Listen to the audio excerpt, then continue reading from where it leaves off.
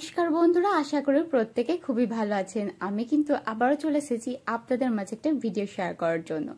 বন্ধুরা, পৌষ মাস মানেই কিন্তু পিঠের উৎসব।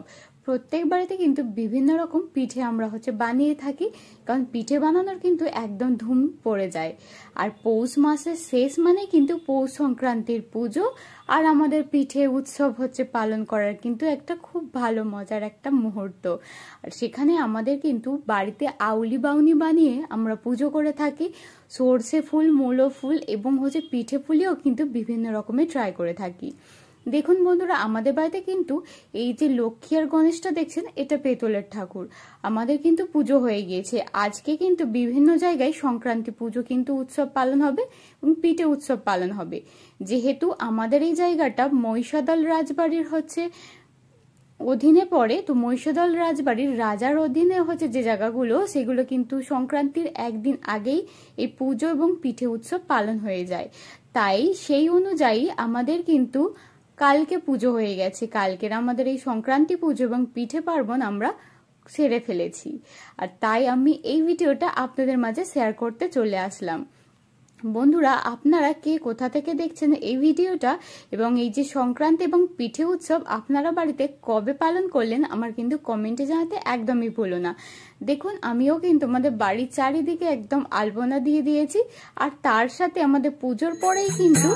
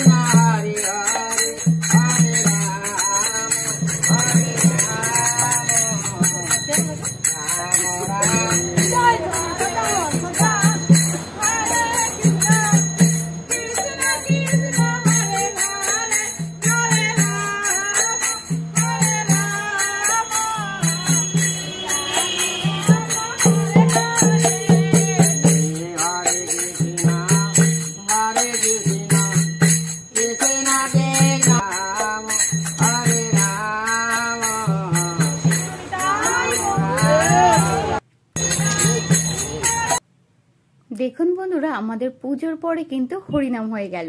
আপনারা দেখতেই পেলেন, আমার কিন্তু বাপের বাড়ি সাউথ 24 পরগনা, সেখানে কিন্তু এই সংক্রান্তি পুজোর নিয়ম একদমই আলাদা। আর আমার শ্বশুর বাড়িতে কিন্তু এই সংক্রান্তি পুজোর নিয়ম একদমই আলাদা। তো দু জায়গায় দু রকম ধরনের কিন্তু পুজো। আশা করি আপনাদেরও হয়তো কিছু না কিছু নিয়ম আলাদা রয়েছে। তাই আপনারা কিন্তু আমার কমেন্টে জানাতে একদমই ভুলো না, আপনারা কবে সংক্রান্তি পালন করছেন এবং সংক্রান্তি পুজো আপনাদের কেমন বিধি রয়েছে। তো বন্ধুরা দেখুন, আমাদের কিন্তু ঠাকুরটা পুজো হয়ে গেছে, আর এটা এভাবে আমরা উপরে তুলে রেখেছি। এটা কিন্তু এবারে আমাদের পুজো হতে থাকবে 12 মাস।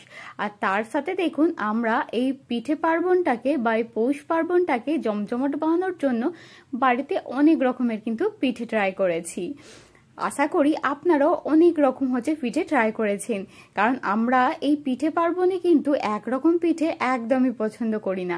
বিভিন্ন রকমের পিঠে তো আমরা বানাতেই থাকি। শীত মানেই কিন্তু পিঠের একটা ধুম লেগে যায়। আর আপনারা যদি চান পিঠের কিন্তু শুধু শীতে না ট্রাই করে বসন্তেও কিন্তু ট্রাই করতে পারেন, তাহলে দেখবেন বসন্তও কিন্তু জমে উঠবে। কারণ শীত এবং বসন্ত এই দুটো সময় কিন্তু পিঠে আমরা ট্রাই করে পিঠের মজাটা নিতে পারি। আমিও অনেক রকম পিঠে ট্রাই করেছি, আর বিভিন্ন পিঠের কিন্তু রেসিপি আমার চ্যানেলে রয়েছে। তো বন্ধুরা, আমার চ্যানেলে কিন্তু এই পিঠের রেসিপিগুলো দেখে নিতে একদমই ভুলো না। কারণ শীত এবং পৌষের সংক্রান্তি চলে গেছে, তো কি হয়েছে, বসন্ত তো রয়েছে। তাই আমার চ্যানেলে ঝটপট দেখে নিন বন্ধুরা বিভিন্ন রকমের কিন্তু পিঠের রেসিপি, আর বাড়িতে ট্রাই করতে থাকুন। আজকের আমি এই ভিডিওতে যতগুলো পিঠে কিন্তু ফটো দেখাচ্ছি, সমস্ত পিঠে কিন্তু আমার রেসিপিগুলো আমার চ্যানেলে পেয়ে যাবেন। তো আপনারা দেখে নিতে একদমই দেরি করো না, ঝটপট আমার চ্যানেলে গিয়ে এগুলো দেখে নিন আর বাড়িতে বানিয়ে ফেলুন আর এই পিঠেগুলোর মজা নিন। বাড়ির প্রত্যেকেও কিন্তু বানিয়ে পরিবেশন করুন, বাড়ির প্রত্যেকেই ভীষণ পছন্দ করবে, কারণ নিত্য নতুন পিঠে আমরা প্রত্যেকেই পছন্দ করি। বাঙালি কিন্তু এই শীত মানেই যেমন খেজুর গুড়, খেজুর রস আর তার পাশাপাশি কিন্তু পিঠে একদমই মজা নিতে কিন্তু ভুলে যায় না। আমি কিন্তু আমার চ্যানেলে যতগুলো পিঠের রেসিপি পরিবেশন করেছি সমস্তটাই কিন্তু বানানোর একদমই নিয়ম বিভিন্ন ধরনেরই রয়েছে। একদম ভিন্ন স্বাদের পিঠে ট্রাই করতে গেলে আমার চ্যানেল ভিজিট অবশ্যই করতে হবে। তো আজকের ভিডিওটা ভালো লেগে থাকলে বন্ধুরা একটা লাইক দিয়ে দিও আর আমার চ্যানেলটা সাবস্ক্রাইব করে অল বাটনটা প্রেস করে পাশে থাকা